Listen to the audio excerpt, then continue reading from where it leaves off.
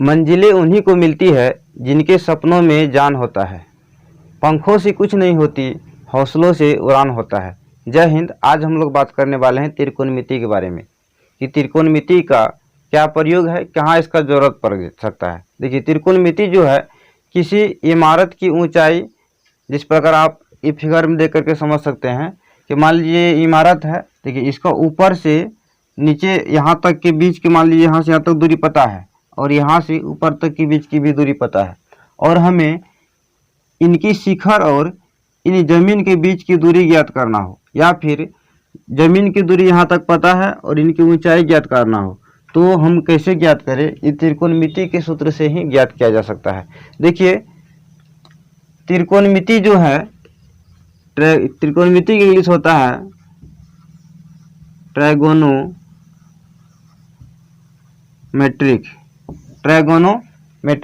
Trigonometric जो है ये 3 प्रकार के शब्दों से मिलकर के बना है। देखिए, ये अलग अलग 3 प्रकार के वर्ड से मिलकर बना है। ट्राई का मतलब यहाँ होता है, देखिए ट्राई का मतलब हुआ 3। अब देखिए, गोनो जो है, गोनो का मतलब निकलता है गोनिया, जिसका हिंदी होता है कोन। गोनिया का मतलब होता है कोन। और यहाँ मेट्रिक, देखिए मेट्रिक यदि हम नाम निकाले तो मेट्रिक का होता है मेट्रॉन। मेट्रॉन जिसका हिंदी होता है माप, यानी 3 कोनों का माप। 3 कोनों का को अलग से हम लगा देते हैं। 3 कोनों का माप को त्रिकोणमिति कहते हैं।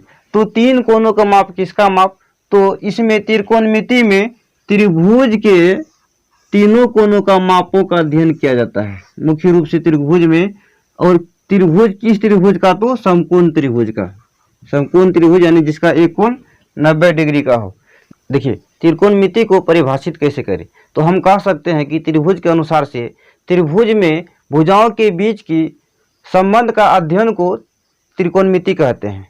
यानी त्रिभुज के में भुजाओं के बीच की संबंध का अध्ययन को त्रिभुज कहते हैं। यानी इस भुजा का संबंध इसके साथ, इसका संबंध इसके साथ, यानी सभी का एक दूसरे के साथ संबंध जुड़ा होता है। इनके बीच का जो अध्ययन किया जाता है ये त्रिकोणमिति के द्वारा ही किया जाता है। अब देखिए, आता है अगला त्रिकोणमिति अनुपात।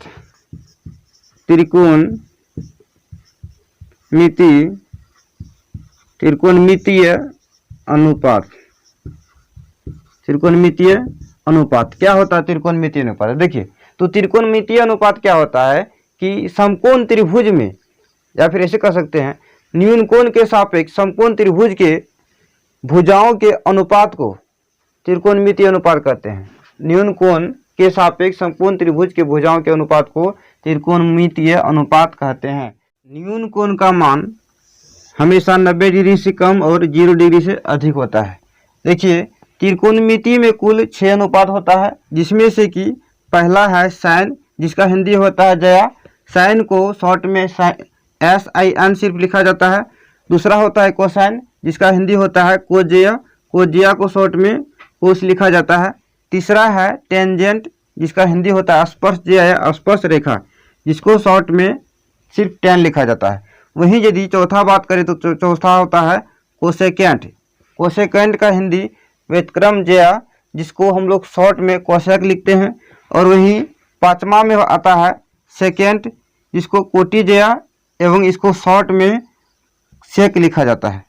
और लास्ट में बात करें यदि, तो ये लास्ट और 6वां में आता है कोटेजेंट। कोटेजेंट का हिंदी कोटि स्पर्श रेखा या कोटि स्पर्श जया होता है, जिसको शॉर्ट में कॉट लिखा जाता है।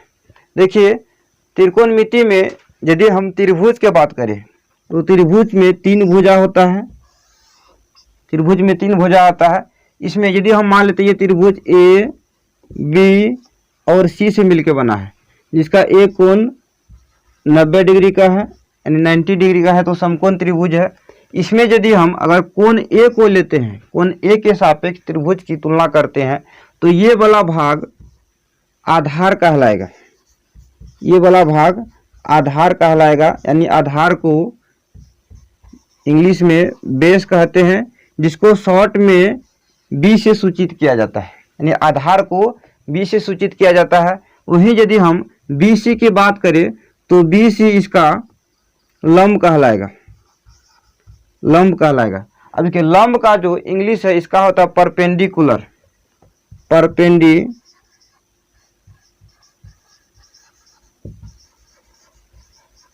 परपेंडिकुलर जिसको P से सूचित किया जाता है, परपेंडिकुलर को P से सूचित किया जाता है। और अब AC का यदि बात करें तो AC को कर्ण कहा जाता है, कर्ण जिसका इंग्लिश होता है हाइपोटेनियस,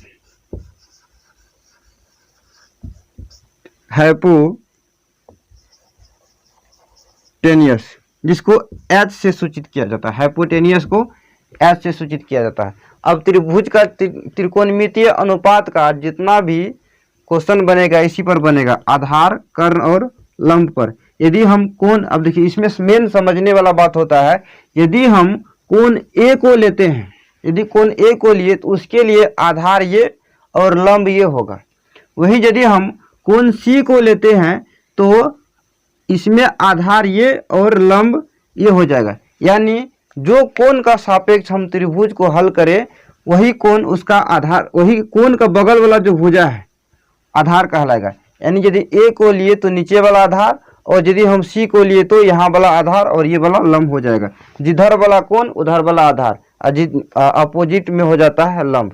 और कर्ण नहीं बदलता है, आधार और लंब बदलता है, कर्ण नहीं बदलता है। यानी जब ए को लिए तो नीचे वाला आधार और सी को लिए तो ऊपर वाला आधार नीचे वाला लंब